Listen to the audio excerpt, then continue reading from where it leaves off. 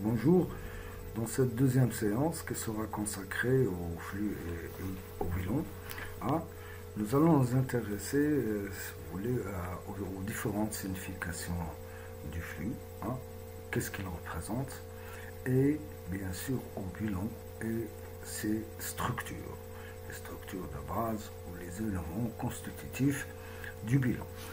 Alors, cette vidéo est une vidéo complémentaire, bien sûr c'est la suite de la dernière vidéo, mais aussi elle est complémentaire au cours, hein, elle est aussi indispensable que le cours qui a été déposé en format PDF, hein, constituant bien sûr le cours du semestre 1 pour le groupe 1 et 2 de la comptabilité générale. Donc pour poursuivre sur la première vidéo, on va toujours, si vous voulez, essayer de présenter l'organisation et les concepts et les méthodes de base de la comptabilité générale. Ainsi, hein, on va aborder aujourd'hui la notion du bilan en termes de ressources et d'emploi et les éléments qui constituent le bilan, qui le structurent, c'est-à-dire les différents éléments, hein, les classes principalement du bilan, et comment, hein, il s'organise, comment il est organisé par le plan général, plan comptable général marocain. Alors, la notion du bilan, hein, qu'est-ce que c'est que le bilan? Les entreprises, bien sûr, elles entretiennent des relations, c'est-à-dire en forme de transactions et d'échanges avec les différents agents économiques qu'on appelle des partenaires ou son environnement économique. Ces transactions, elles reflètent des échanges. Hein. Ces échanges, c'est sous forme de flux qui entre et qui sort. Hein. Des flux sous forme de vecteurs, c'est-à-dire de mouvements. Hein. Les échanges, c'est la traduction des différents, hein, mouvements, opérations, hein, relations, demandes et offres de services et de biens avec de l'entreprise vers, hein, les différents agents économiques. Ces flux expliquent bien sûr les échanges. Hein. Ils traduisent, ils représentent ces échanges. Ainsi, l'entreprise devient un carrefour de flux, hein, surtout en relation avec son environnement, c'est-à-dire la partie externe à l'entreprise, comme bien sûr il y a des flux, hein, d'ordre interne, mais en général, la comptabilité générale s'intéresse bien sûr au flux avec les autres agents économiques.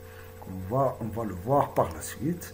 Hein, le flux, c'est une grandeur économique, c'est sous forme d'un vecteur, c'est-à-dire il a une direction, un sens, et bien sûr il porte, hein, une valeur, c'est-à-dire il représente une valeur. Cette valeur en comptabilité générale, c'est une valeur monétaire. Hein. Il constitue aussi une circulation de produits, de services, de biens, hein, bien sûr, de revenus, etc., entre les agents économiques et principalement son centre, l'entreprise, hein, qui nous intéresse. Le flux est aussi un mouvement de valeur, hein, c'est-à-dire les biens et les services et les autres moyens, hein, de couverture, de paiement, de règlement, tout ça représente un mouvement de valeur de l'entreprise vers ses agents économiques et bien sûr de ces agents économiques vers l'entreprise. Les différents agents économiques, comme on va le voir, hein, en tant que l'entreprise représente le centre de notre intérêt, hein, les autres agents économiques sont d'abord les propriétaires qui apportent des capitaux, bien sûr, ils reçoivent en contrepartie des dividendes, hein, l'État ou les administrations qui offrent des services publics, et l'entreprise est obligée de payer certains impôts et taxes, les clients, hein, avec qui elle règle certaines transactions, c'est-à-dire ses ventes, et elle reçoit en contrepartie, hein, la partie de la vente, c'est-à-dire son correspondant, si vous voulez, c'est la valeur, hein, de la vente, le paiement du client à l'entreprise, le fournisseur aussi qui offre tous les biens et services indispensables pour l'entreprise, pour fonctionner l'entreprise, c'est-à-dire ses besoins. Il y a aussi le personnel, hein, les organismes financiers et bien d'autres peut-être agents économiques. Ça dépend de la taille, du genre d'activité de l'entreprise, sa dimension, ses relations, etc. Alors, ces différents flux, hein, entre l'entreprise et ses agents, hein, on peut, si vous voulez, les segmenter ou les traduire en deux formes. Hein. Il y a des flux réels, hein, tangibles, réels, tangibles, qui ont une substance, si vous voulez, ou qu'on peut les matérialiser, qui sont des biens ou des services entrant et sortant de l'entreprise, et d'autres qui sont d'ordre financier ou monétaire. Ainsi, on peut, comme on peut le voir dans ce schéma, les flux sont représentés ou bien sous forme de flux physiques et réels, ou sous forme monétaire et financier, hein, des flux qui entrent, hein, chez l'entreprise, hein, sous forme d'achat, bien sûr, qui constituent des charges, et qui sortent de l'entreprise sous forme de vente, hein, des produits qui sont vendus aux clients. Et l'autre partie, c'est-à-dire l'autre dimension de ce flux, qui est représentée par la partie monétaire et financière, elle peut être soit immédiate, c'est-à-dire payée au comptant, hein, soit par caisse, soit par banque, hein, c'est-à-dire, ou bien c'est une vente ou achat qui se fait, hein, par caisse, en espèces, hein, qui entre dans la caisse, ou en espèces qui sort de la caisse, ou par chèque bancaire. Comme il peut être ces flux financiers et monétaires différés, hein, c'est-à-dire qu'ils prennent un peu de temps pour être, si vous voulez, en contrepartie remboursés. Si l'entreprise achète d'un fournisseur, hein, il lui donne un certain délai de paiement, c'est-à-dire le règlement du fournisseur prend un certain temps et qui constitue bien sûr une dette, ou sous forme de prêt, c'est-à-dire l'entreprise prête à certains partenaires ou certains, par exemple, concernant même son personnel, et qui va prendre un peu de temps pour être remboursé. L'essentiel pour le flux, hein, on distingue le flux physique et réel, ou bien le flux monétaire et financier. Hein, ces différents flux qui entrent et qui sortent, hein, de chez l'entreprise constituent ce qu'on appelle, hein, des flux, et en termes de ressources et d'emploi aussi, hein, elles constituent une certaine ressource quand il s'agit de vente et un emploi, c'est-à-dire en contrepartie de certaines richesses de l'entreprise, certaines ressources, hein, elle va acheter, hein, des biens qui vont entrer chez l'entreprise. Alors en règle générale, pour, si vous voulez synthétiser sur la notion du flux, c'est toute opération réalisée par une entreprise, hein, et qui prennent la forme, ces flux prennent la forme de flux réels ou monétaires, bien sûr en contrepartie, hein, d'un document qui sert à l'enregistrement. Hein. La plupart du temps, c'est la facture ou les chèques. Hein. C'est pour les garder chez l'entreprise pour toute fin utile, par exemple pour justifier ces différentes opérations qui ont été, hein, conclues par l'entreprise, et essentiellement, comme on le verra après, pour établir le journal, hein, il est mentionné le libellé de l'opération. Comment a été réalisée l'opération, hein, à comptabiliser. Alors les flux en comptabilité, aussi on peut dire que ce sont des mouvements, hein, quand il s'agit de biens et services, ce sont des mouvements réels ou sous forme monétaire, hein, quand il s'agit d'autres valeurs financières. Une valeur financière, hein, c'est-à-dire sous forme de prêts, de paiement par exemple, le paiement des salaires, le règlement par chèque ou par espèce. Donc les flux, ils ont deux dimensions, hein. Cette dimension, si vous voulez, structurelle, c'est-à-dire la nature du flux, et il y a une autre dimension aussi, qu'est-ce que représentent ces flux, hein. En plus de sa nature réelle ou monétaire, les flux aussi représentent, si vous voulez, en termes de ressources et d'emploi, hein, ils traduisent la forme, si vous voulez, de l'opération. Est-ce qu'elle va enrichir l'entreprise, hein, ou bien est-ce qu'elle va appauvrir l'entreprise.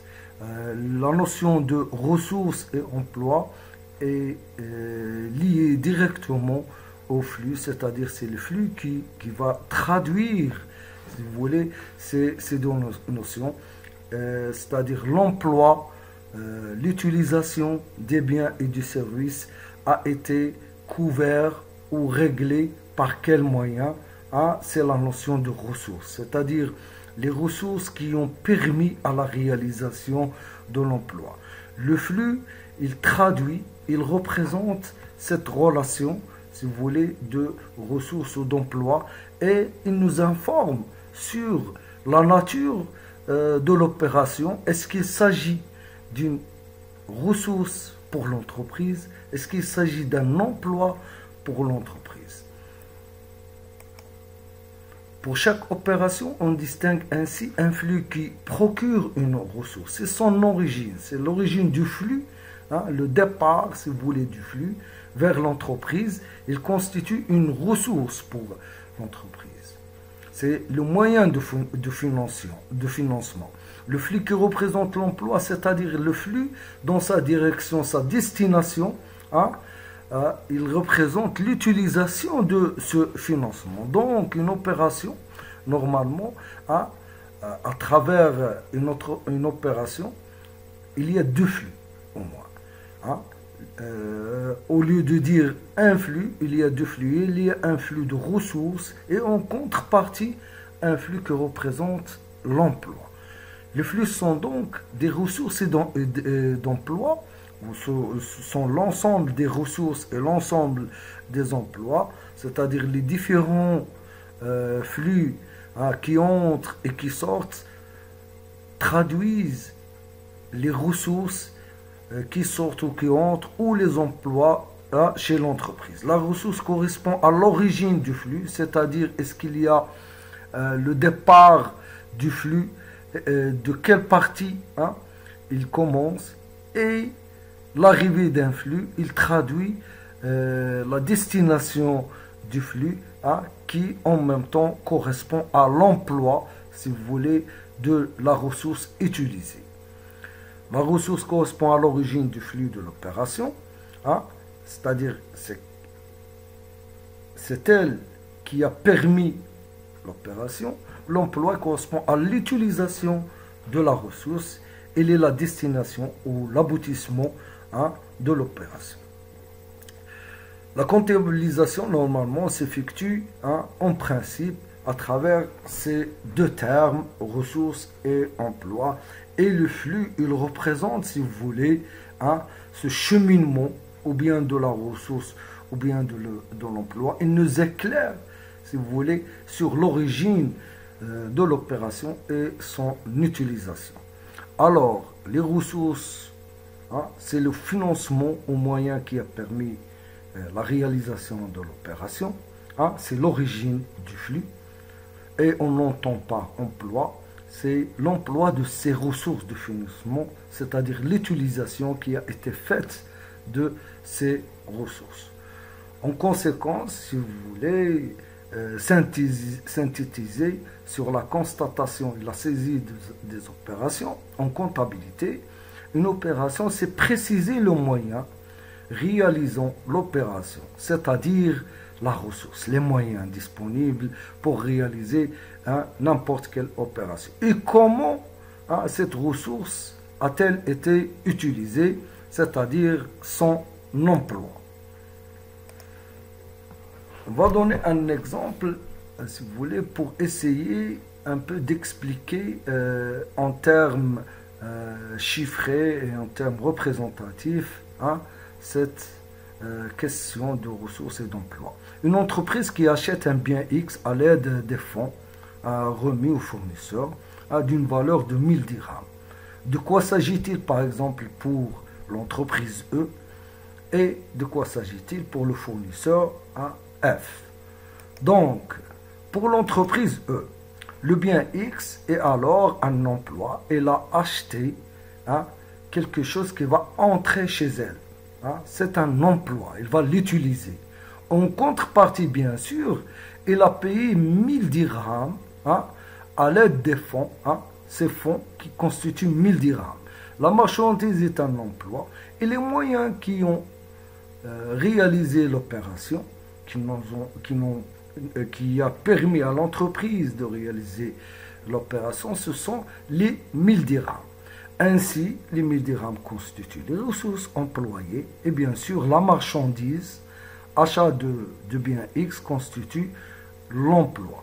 Par contre, pour le fournisseur qui cède le bien X pour obtenir les 1000 dirhams, c'est-à-dire le bien X, il sort de chez le fournisseur, l'origine, il sort de chez le fournisseur, elle constitue une ressource et bien sûr les 1000 dirhams qui vont entrer, c'est-à-dire la destination en termes de flux, qui vont entrer, les 1000 dirhams constituent bien sûr un emploi. Le bien X est une ressource et les 1000 dirhams constituent pour le fournisseur un emploi. L'exemple d'une entreprise qui achète les marchandises peut être traduit de valeur 1000 dirhams, peut être traduit par le schéma suivant. De chez le fournisseur, il y a un flux qui sort, qui entre chez l'entreprise. Ce sont des marchandises. Il arrive chez l'entreprise. C'est un emploi. Par contre, les 1000 dirhams qui sortent de l'entreprise vers le fournisseur, l'origine, c'est la ressource, c'est les 1000 dirhams. 1000 dirhams vers le fournisseur. Par contre, pour le fournisseur, c'est l'inverse. Mais ce qui importe pour nous, le chèque qui constitue 1000 dirhams est une ressource et la marchandise, c'est un emploi. Mais on se positionne toujours par rapport à l'entreprise. C'est-à-dire les flux qui entrent chez l'entreprise et les flux qui en sortent. Les flux qui entrent, ce sont des emplois et celles qui sortent de l'entreprise, ce sont des ressources. Aussi, pour, si vous voulez, dire ce qu'on appelle une règle d'or, c'est que l'équivalence dans chaque opération, l'équivalence et la correspondance entre ressources et emploi se traduit aussi par une égalité de même valeur. Pour revenir par exemple à notre exemple, alors les 1000 dirhams, c'est la valeur de la marchandise. Et le chèque porte aussi 1000 dirhams, la valeur de 1000 dirhams. On a payé par chèque, le montant du chèque était de 1000 dirhams. Donc, la même valeur de l'emploi est égale à la même valeur des ressources. Le chèque et la marchandise, ils ont tous les deux une valeur de 1000 dirhams. Donc, l'égalité emploi-ressources est une égalité, une règle d'or qu'il faut toujours la respecter. On doit toujours vérifier que les emplois sont égaux aux ressources. Alors, pour récapituler encore une fois sur cette notion de flux et d'emploi et de ressources, les ressources ont une valeur fournie pour obtenir, sont une valeur fournie pour obtenir un emploi. L'origine du flux correspond à une ressource et la destination du flux correspond à un emploi. C'est très important. Et bien sûr, cette règle d'or de l'équivalence et la correspondance entre les ressources et l'emploi et leur égalité en termes de valeur est très importante. Aussi, en général, toute entreprise a besoin de ressources qui vont lui permettre d'acquérir des moyens de production, que l'on qualifie aussi d'emploi. Et toute acquisition de moyens de production demande obligatoirement un financement, c'est-à-dire des ressources. Alors, pour enregistrer ou comptabiliser une opération, en principe, ça revient à préciser et à montrer le moyen de l'opération, c'est-à-dire la ressource, et la destination, si vous voulez, de ces ressources, c'est-à-dire son utilisation, autrement dit, son emploi. Pour fonctionner aussi, une entreprise a besoin de moyens financiers, c'est-à-dire des capitaux, des emprunts, des liquidités.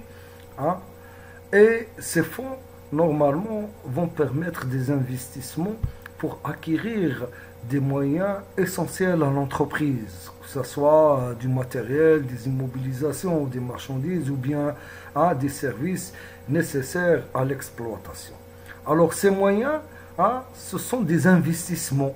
Les moyens, bien sûr, disponibles, que ce soit les emplois créés ou bien les ressources pour, bien sûr, acquérir tous les besoins, acquérir et couvrir tous les besoins de l'entreprise, c'est ce qu'on appelle le patrimoine de l'entreprise. L'ensemble de ces emplois et ces ressources s'appelle le patrimoine. Le patrimoine est l'ensemble de biens et droits, dettes et obligations de l'entreprise. C'est-à-dire, il y a des biens qui appartiennent à l'entreprise, et là, certains droits qui sont aussi sa propriété. Par exemple, si une entreprise dans le domaine de l'informatique ou de la création des brevets, des logiciels, etc., elle a des droits sur ces brevets et ces logiciels. Une entreprise aussi, lorsqu'il contracte, par exemple, un emprunt auprès des établissements financiers, il a des dettes envers ces établissements, comme elle achète par exemple chez un fournisseur, que ce soit un fournisseur d'immobilisation ou un fournisseur de marchandises, et qu'il ne paie pas sur le champ, c'est-à-dire elle a des dettes envers ses fournisseurs. Alors le patrimoine est une notion importante dans la comptabilité générale. L'ensemble des ressources et de l'emploi de l'entreprise constitue ce qu'on appelle son patrimoine. Ce patrimoine, il est représenté et retracé dans un tableau qui s'appelle le bilan. Et justement, on arrive à un état essentiel de la comptabilité générale qui est le bilan. Le bilan, autrement dit, il représente, si vous voulez, le patrimoine de l'entreprise. Il nous donne une vue sur le patrimoine de l'entreprise, ce patrimoine qui est constitué par l'ensemble des biens, droits, dettes et obligations de l'entreprise. Ou si on veut le dire en termes d'emploi et de ressources, il représente l'ensemble des emplois et de ressources de l'entreprise. C'est le patrimoine de l'entreprise qui est représenté dans le bilan.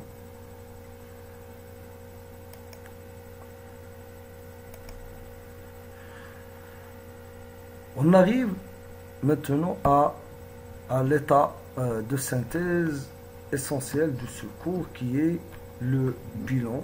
Le bilan qui donne la situation du patrimoine de l'entreprise. Comme on vient de le voir, le patrimoine, il représente tous les emplois et toutes les ressources disponibles chez l'entreprise et qui est retracé dans le bilan. On va voir quels sont les éléments du bilan et quelles sont les structures constitutives du bilan. Alors, qu'est-ce que c'est que le bilan? Le bilan de l'entreprise est une description, une évaluation du patrimoine juridique et économique à un instant T. Le bilan est un document comptable que chaque entreprise doit produire au moins une fois par an il doit obéir bien sûr à certaines normes hein, de présentation légale. Cette norme de présentation légale, elle est dictée par le Code général de la normalisation comptable et bien sûr par la loi comptable. Il résume ce que l'entreprise possède et l'origine de ce qu'elle possède, c'est-à-dire devient ce qu'elle possède, l'entreprise. Ce qu'elle possède, c'est-à-dire les emplois que l'entreprise a effectués, c'est-à-dire l'utilisation des ressources. L'origine de ce qu'elle possède, ce sont les ressources de l'entreprise. Ainsi, selon le Code général de la normalisation comptable, le bilan est l'état de synthèse, traduisant en termes comptables en 2 colonnes les emplois à l'actif et les ressources au passif. C'est-à-dire, pour représenter, si vous voulez, ce patrimoine, et bien sûr même son évolution au cours du temps, c'est-à-dire année après année, parce que le bilan se fait chaque année, à la fin de chaque année. On l'a présenté, si vous voulez, et en distinguant les emplois des ressources, on a un tableau séparé où chacun, c'est-à-dire chaque dimension, les emplois dans une colonne et les ressources dans une autre. Le bilan représente la situation patrimoniale de l'entreprise, c'est-à-dire ce qu'elle possède, l'entreprise, et l'origine de ce qu'elle possède.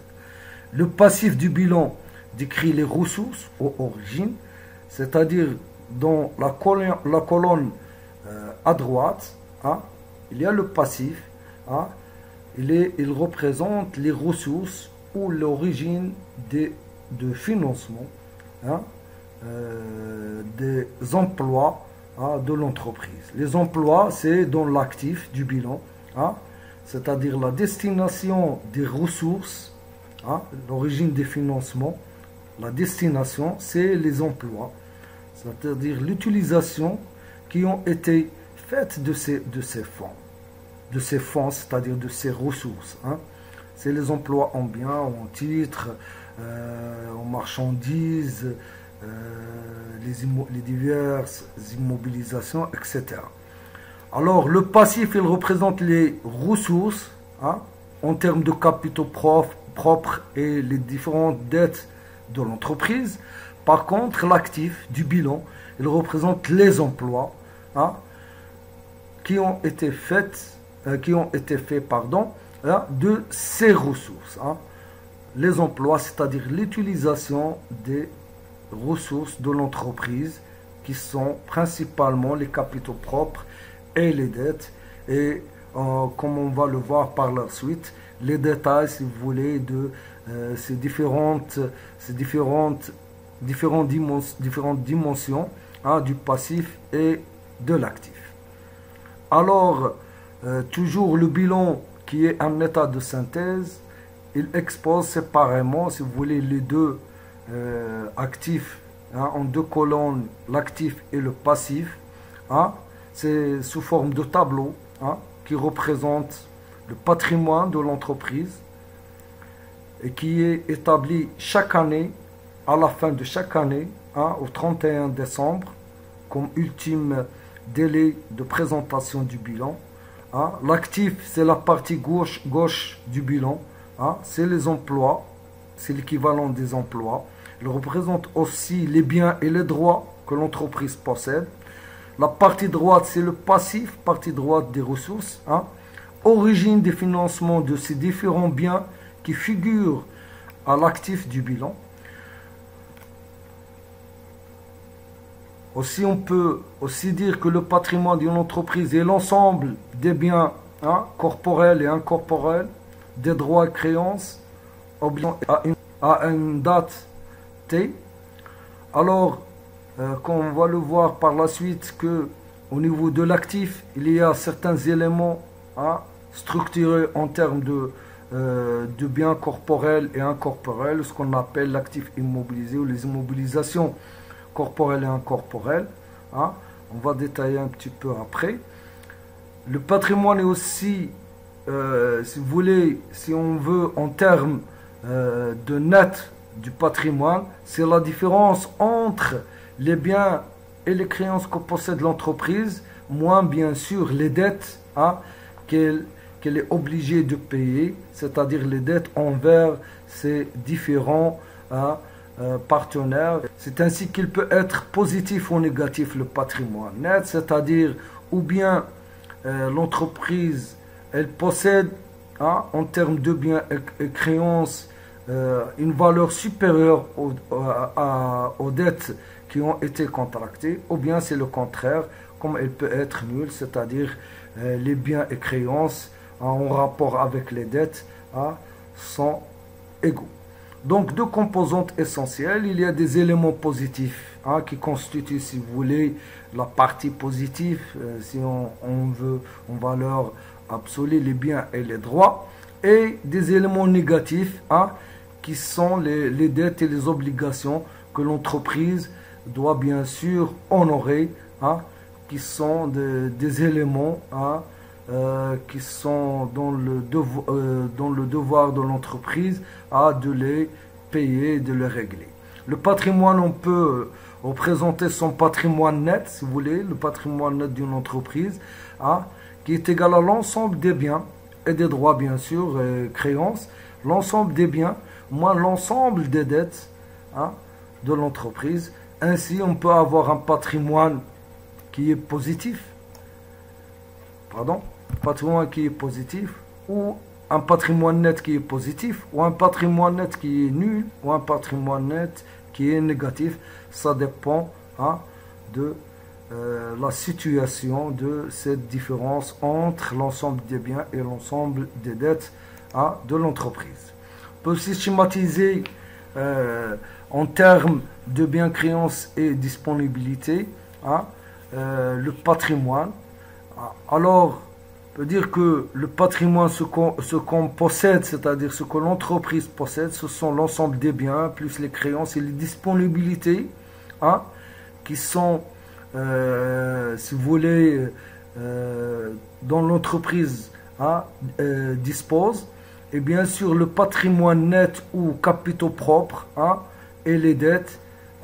Bien sûr, les dettes, c'est ce que l'entreprise doit aux tiers, c'est-à-dire les autres partenaires de l'entreprise qui lui ont accordé, par exemple, sous forme de marchandises ou de biens,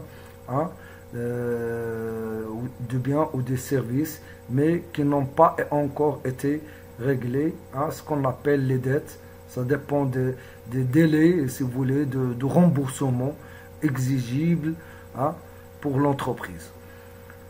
Donc le patrimoine net aussi, on peut le représenter sous forme, si vous voulez, algébrique, biens plus créances plus disponibilité moins les dettes, c'est-à-dire l'ensemble de ce que l'entreprise possède, moins bien sûr ce qu'elle doit. Ça nous donne le patrimoine net, qui est ici représenté à côté des capitaux propres. C'est une formule pour rechercher, si vous voulez, le patrimoine net, si on vous demande de calculer le patrimoine net d'une entreprise. Alors, opération et activité d'une entreprise. En général, les entreprises effectuent différentes opérations, principalement les ventes et les achats. Mais on peut en général, si vous voulez, en principe, segmenter les différentes activités de l'entreprise ou les diviser en deux parties. Il s'agit d'une partie qu'on va l'appeler les opérations d'investissement et de financement. Elles se rapportent principalement à l'acquisition des biens d'équipement durables qui vont servir longtemps, qui vont rester longtemps chez l'entreprise, ce qu'on désigne par immobilisation, et les acquisitions de financement, c'est-à-dire les acquisitions d'immobilisation qui sont financées par, bien sûr, les moyens mis à la disposition de l'entreprise. Ces immobilisations qui sont des investissements sont financées principalement par les capitaux propres ou bien par les emprunts ou des dettes qui ont été, si vous voulez, conclus avec des partenaires de l'entreprise, principalement les établissements de financement qui accordent à l'entreprise des emprunts ou des moyens pour financer, si vous voulez, ces différentes opérations d'investissement lorsqu'il s'agit bien sûr des acquisitions d'immobilisation. Les immobilisations sont en principe des biens qui vont rester longtemps chez l'entreprise et même les dettes sont contractées pour un délai un peu long, à moyen et long terme. C'est plus d'une année, ça arrive même plus de 5 ans qui ne sont pas, si vous voulez, remboursés que durant quelques années. Bien sûr, parmi les moyens de financement dont dispose l'entreprise, il y a les bénéfices à la fin de l'année lorsque l'entreprise réalise des bénéfices et ces bénéfices n'ont pas été redistribués sous forme de dividendes aux propriétaires de l'entreprise, les actionnaires et les associés. Il y a aussi la deuxième opération, après l'opération d'investissement et de financement, on a les opérations d'exploitation. Les opérations d'investissement, de financement, ils concernent, si vous voulez, un délai très long. C'est-à-dire, ce sont des opérations qui réalisent l'acquisition des biens qui vont rester très longtemps chez l'entreprise. Et aussi en termes de financement, ce sont des moyens financiers de l'entreprise que l'entreprise dispose pour longtemps. C'est-à-dire, ils ne sont pas exigibles rapidement. C'est-à-dire, le remboursement n'est pas exigible rapidement. Alors, la deuxième opération, les opérations d'exploitation, ça concerne les achats et les ventes des biens et services et bien sûr le règlement de certaines dettes et paiement des salaires. Ce sont des opérations qui entrent dans le cadre d'un cycle d'exploitation. Et bien sûr, même les dettes, le règlement des dettes, les dettes concernées ici, ce sont des dettes qui doivent être réglées rapidement. Quand je dis rapidement, c'est moins d'une année. Plus rapide que ça, ils sont exigibles, si vous voulez, moins de 3 mois ou même ça ne dépasse pas parfois les 6 mois. L'essentiel, les opérations d'exploitation, ce sont des opérations au quotidien dans son processus de production, de consommation. Les opérations et activités d'une entreprise. Pour fonctionner, une entreprise a besoin du matériel, bien sûr, du mobilier, des stocks, etc. Pour se procurer ces éléments, elle aura besoin de certaines ressources qui peuvent provenir, comme je viens de le dire, des fondateurs, c'est-à-dire aux propriétaires, c'est-à-dire les capitaux propres, ou bien des emprunts, des aides financières, des fournisseurs qui fournissent des matières premières, ce sont des dettes à court terme, ça entre dans le cycle d'exploitation. Ces ressources, bien sûr, sont appelées les passifs. Toujours les ressources du passif, si vous voulez, ils couvrent tous les biens de l'actif.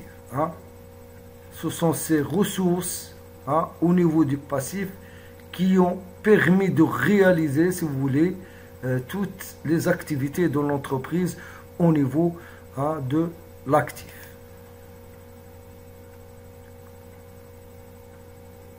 On schématise d'une autre manière, si vous voulez, ces différents éléments de l'actif et du passif qui constituent, bien sûr, on est toujours dans le bilan, une partie qui représente les emplois. L'actif, c'est toujours l'équivalent des emplois. Le passif, côté gauche, côté droit, c'est les ressources. L'actif, où va l'argent, devient l'argent, c'est-à-dire le passif qui va financer l'actif. devient l'argent, l'origine de l'argent. Ici, on va trouver tous les sources, si vous voulez, hein, de financement. Et la partie de l'actif, c'est l'utilisation de ces ressources. Autrement dit, l'actif représente, hein, ce que l'entreprise possède, le passif, ce que l'entreprise doit, parce que la plupart des moyens de financement, à part ses capitaux propres, sont des dettes d'exploitation. Bien sûr, une partie aussi de dettes d'investissement qui provient des emprunts, hein, des emprunts qui ont été réalisés pour acquérir certains biens qu'on va les trouver aussi toujours dans l'actif. Donc, en premier lieu, on peut voir que l'actif, il est constitué par des biens d'investissement principalement, les immobilisations. Ce sont des biens sous forme de terrain, matériel, qui restent longtemps chez l'entreprise. Une partie d'exploitation, c'est les biens d'exploitation, ce sont les différents biens en stock et les clients. Le client à qui on a vendu certains biens et qu'on attend bien sûr son remboursement, mais ça entre toujours dans le cycle d'exploitation. C'est un processus qui est toujours changeant, qu'il y a toujours des transformations. Les stocks ils sont toujours en mouvement. Les clients, bien sûr, sont toujours aussi... c'est un compte qui est mouvementé, c'est-à-dire toujours en mouvement. On trouve aussi la partie de trésorerie, qui représente la trésorerie active. C'est la caisse, c'est la banque, c'est, si vous voulez, c'est les disponibilités de liquidité de l'entreprise. La partie passive, la partie droite qui est la partie du bilan, la partie passive. Dans un côté, on trouve les dettes d'investissement.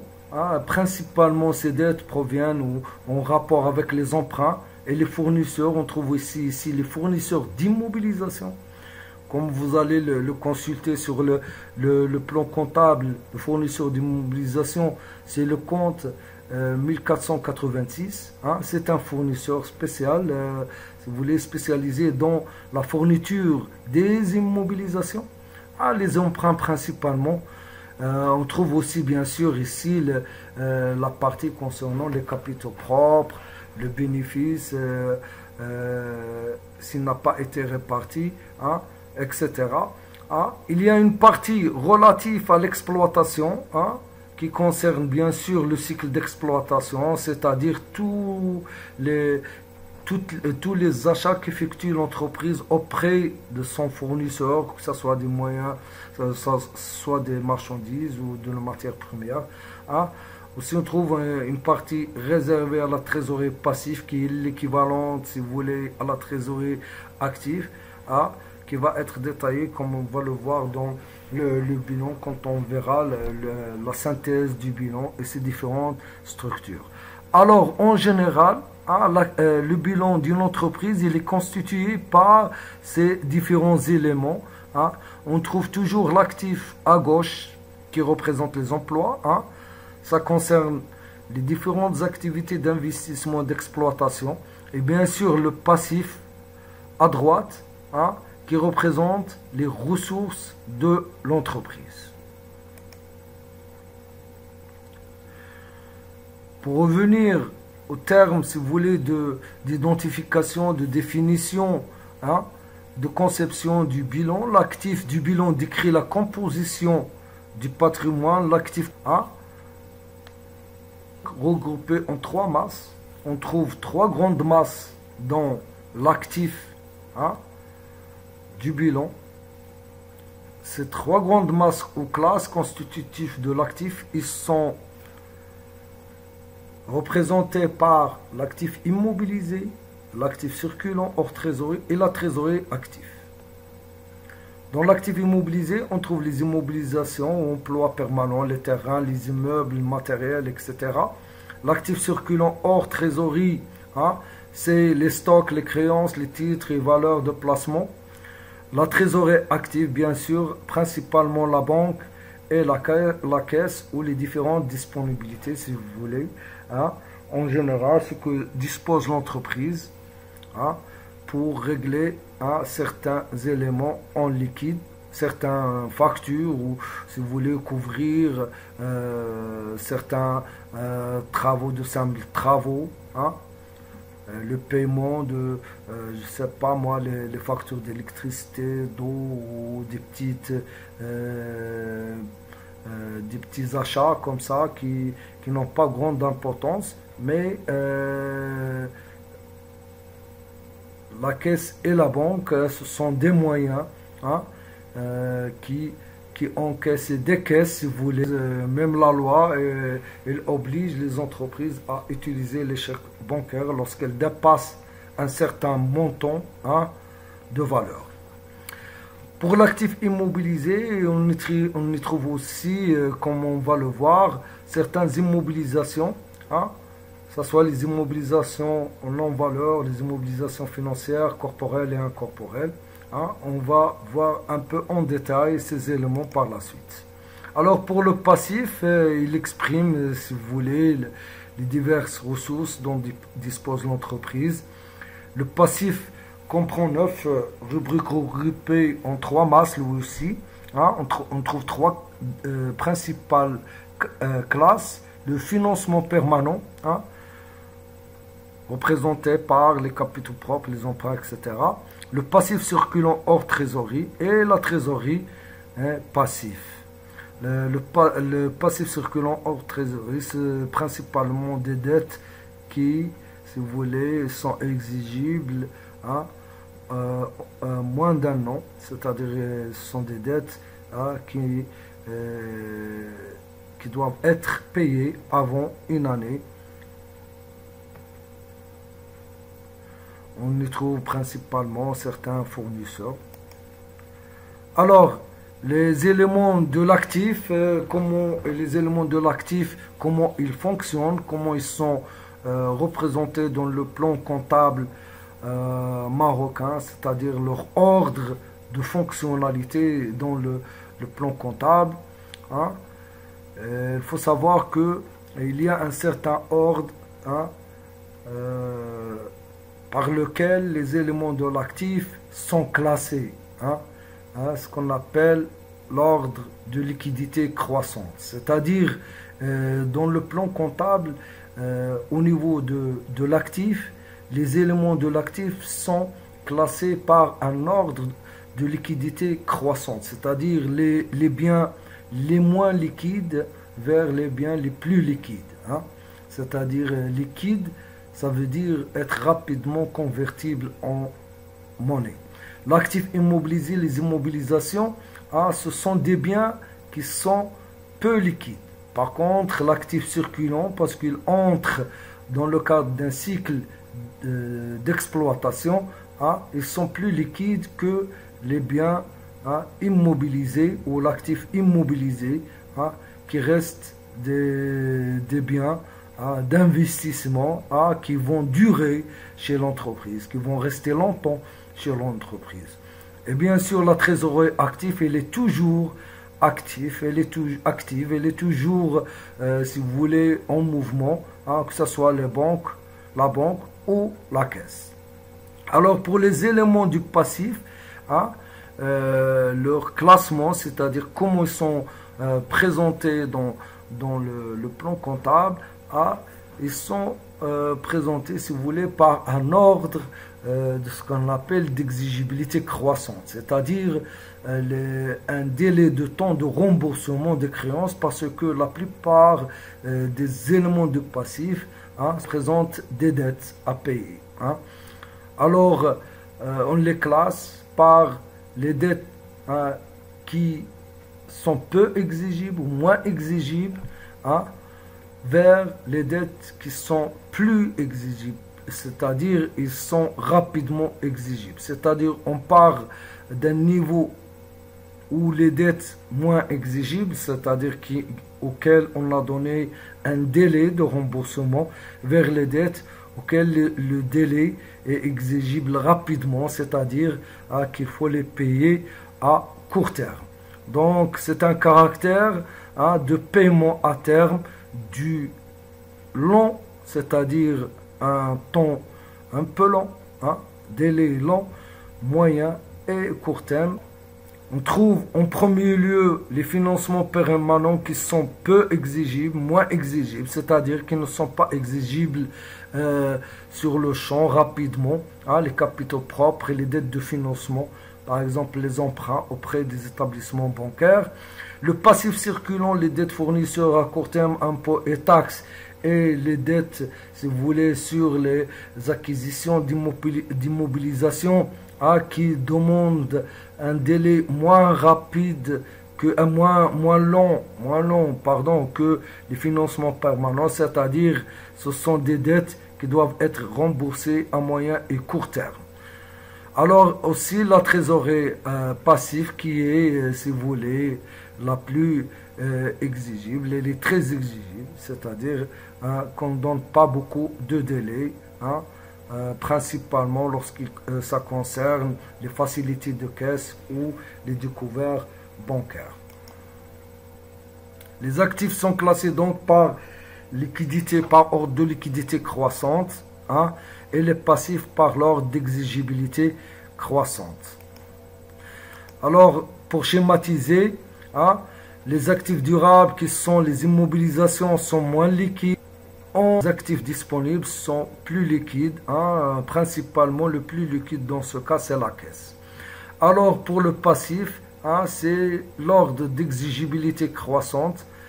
Les capitaux propres sont les moins exigibles parce que ce sont des moyens lors de la création de l'entreprise et après sont disponibles chez l'entreprise pour longtemps, si vous voulez, toute la vie de l'entreprise jusqu'à bien sûr ils cessent, si vous voulez, leur activité.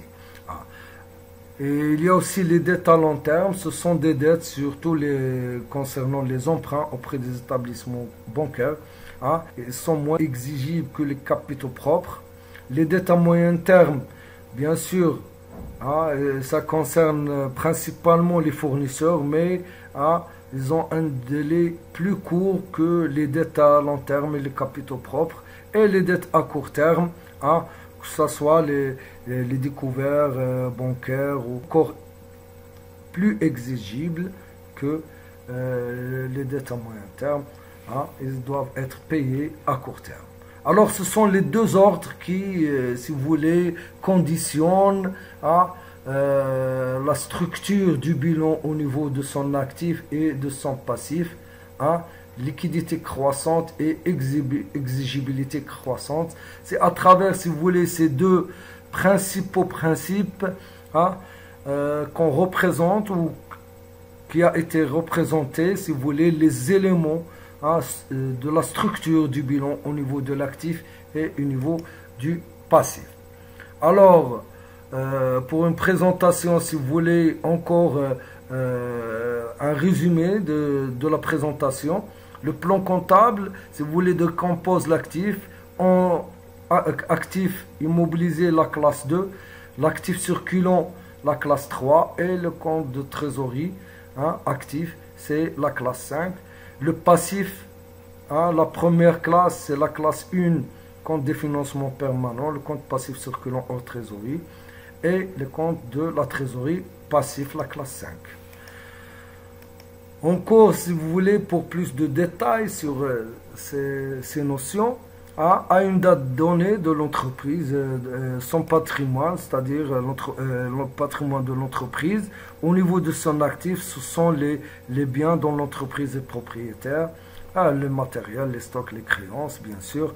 Au niveau de son passif, elle regroupe les différentes ressources internes et externes de l'entreprise, que ce soit sous forme de capitaux bénéfices, capitaux propres ou bénéfices, ou bien sous forme de dettes. Alors au niveau de son actif, si vous voulez, les différentes classes constitutives constitutives de l'actif sont les immobilisations, l'actif immobilisé, ce sont des biens destinés à rester longtemps chez l'entreprise, durables, les brevets, bâtiments, matériels, titres, etc. Hein. Ils sont segmentés en immobilisation en non-valeur, hein. C'est la rubrique 21, et les immobilisations incorporelles, hein, incorporelles sous forme de brevets, c'est la rubrique 22. Alors, les brevets, comme par exemple même un site d'internet, une entreprise qui crée un site d'internet, hein, c'est une immobilisation parce que le site internet, ça reste longtemps utilisé par l'entreprise.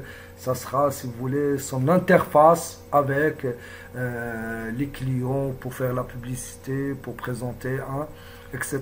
C'est un moyen de communication. On y trouve aussi l'actif immobilisé, mais les immobilisations corporelles, c'est la rubrique 23, et les immobilisations financières 24 et 25, mais actifs circulants principalement, hein, il s'agit du cycle d'exploitation, il s'agit principalement des stocks et des créances clients, hein, c'est la classe 3. La trésorerie active, bien sûr, elle concerne principalement la banque et la caisse, c'est-à-dire les différentes disponibilités ou liquidités dont dispose l'entreprise. Alors, pour le passif, ces différentes classes, si vous voulez, principalement, on y trouve les financements permanents, hein, ils sont représentés par les capitaux et les fonds propres, bien sûr, et les dettes financières sous forme d'emprunt, auprès des différents établissements financiers.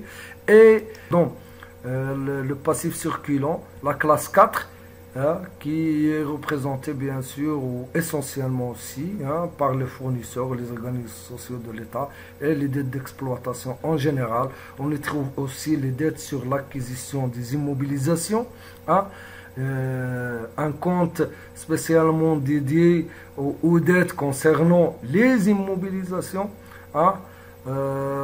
Pour les financements permanents, on trouve aussi un fournisseur qui est différent du fournisseur des marchandises et des matières premières qu'on trouve ici au passif circulant. Au niveau du financement permanent, il s'agit de fournisseurs des immobilisations, hein, et ça n'a aucun rapport avec le fournisseur au niveau du passif circulant, hein, qui est consacré, si vous voulez, aux fournisseurs de marchandises et de matières premières, hein.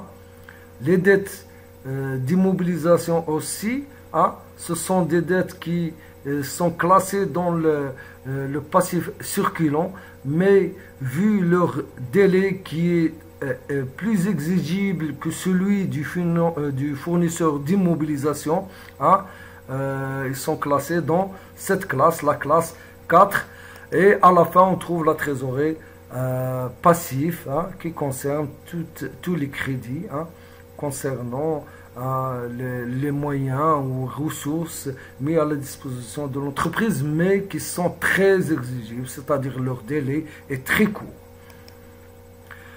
Alors aussi pour résumer et représenter comme vous le trouverez dans le plan comptable, l'actif il est, hein, classé en 3 classes, 3 grandes masses, 2, 3 et 51, et le passif en 3 grandes masses aussi, et concerne toutes les ressources de l'entreprise, classe 1, 4 et 55. Alors, l'actif immobilisé, hein, on peut le voir un peu en détail, hein, il s'agit des immobilisations non-valeur, les immobilisations incorporelles, recherche et développement, brevet, marque, fonds de commerce, hein. Les immobilisations corporelles, ce sont des immobilisations tangibles, c'est-à-dire qui ont une substance, hein. Ça concerne les terrains, les constructions, matériels, et mobilier du bureau, etc. On trouve aussi le matériel informatique et tout, hein. L'actif circulant hors trésorerie, c'est les marchandises, le stock en marchandises, hein. C'est pas comme les achats de marchandises, c'est un autre compte qui se trouve au niveau du CPC. On va l'étudier après. Ici, il s'agit des stocks de marchandises dont dispose l'entreprise. Les créances sur les clients et bien sûr la trésorerie active. C'est la classe 5, mais c'est la rubrique secondaire. Alors, les financements permanents, c'est la classe 1 dans le passif. Et les dettes de financement, comme on a vu auparavant, les dettes de financement ici, les emprunts, parce qu'ils ne sont pas très exigibles, c'est-à-dire leur délai est un peu long par rapport aux autres, par rapport par exemple au passif circulant ou à la trésorerie passive. Ce sont des dettes qui dépassent l'année, plus d'une année, c'est à long terme, 5 ans et plus parfois. Alors, les financements permanents, ce sont des moyens apportés par l'exploitant ou lorsqu'il s'agit d'une entreprise individuelle ou par les associés. Les autres, ce sont des dettes dont l'entreprise dispose, ce sont des dettes sous forme de ressources dont l'entreprise dispose et qui vont financer, bien sûr, couvrir et réaliser, si vous voulez, tous les emplois qui se trouvent au niveau de l'actif. Et il faut toujours vérifier cette égalité qui est indispensable, qui reflète, si vous voulez, une règle d'or, une très grande règle d'or qu'il faut la respecter, c'est que le total de l'actif est toujours égal au total du passif. C'est-à-dire les emplois sont égaux aux ressources. Cette équivalence est toujours à vérifier. Il faut dire aussi que, pour noter aussi que au niveau du bilan, il est recommandé bien sûr de présenter, si vous voulez, les éléments du bilan dans un exercice ou dans un examen, au moins sous forme de poste, c'est-à-dire des éléments à 3 chiffres. À 3 chiffres. La classe, c'est un seul chiffre, la rubrique 2 chiffres et le poste, c'est à 3 chiffres, sinon sous forme de compte. Alors, ce qu'il faut retenir à la fin, c'est que un exercice comptable, c'est la date ou l'année à laquelle est effectué le bilan. C'est une date d'inventaire et de clôture de l'exercice. Elle coïncide presque toujours avec le 31-12 de l'année concernée. Les actifs sont classés par ordre de liquidité croissante. Le passif sont classés par ordre d'exigibilité croissante, c'est-à-dire moins exigible vers le plus exigible. Le temps, c'est le long terme, le court et le moyen et le court terme. Il faut noter aussi que les égalités suivantes doivent toujours être vérifiées et bien sûr, il faut toujours être vigilant à ce que l'actif doit être égal au passif, c'est-à-dire les emplois égaux aux ressources, c'est-à-dire l'ensemble des utilisations des ressources égale à leur origine, c'est-à-dire les fonds qui ont été déployés pour réaliser ce qu'on appelle l'actif. Merci de votre attention. Je vous trouve dans la prochaine vidéo, la prochaine séance, qui va porter bien sûr sur le CPC et après on verra quelques TD pour un peu détailler et voir un peu en clair comment traduire toutes ces notions et ces éléments du cours sous forme d'exercice et comment comptabiliser selon, si vous voulez, les différentes normes qui ont été édictées par le Code général de la normalisation comptable et la loi comptable. Je vous souhaite bon courage, bonne chance et à la prochaine vidéo. Merci.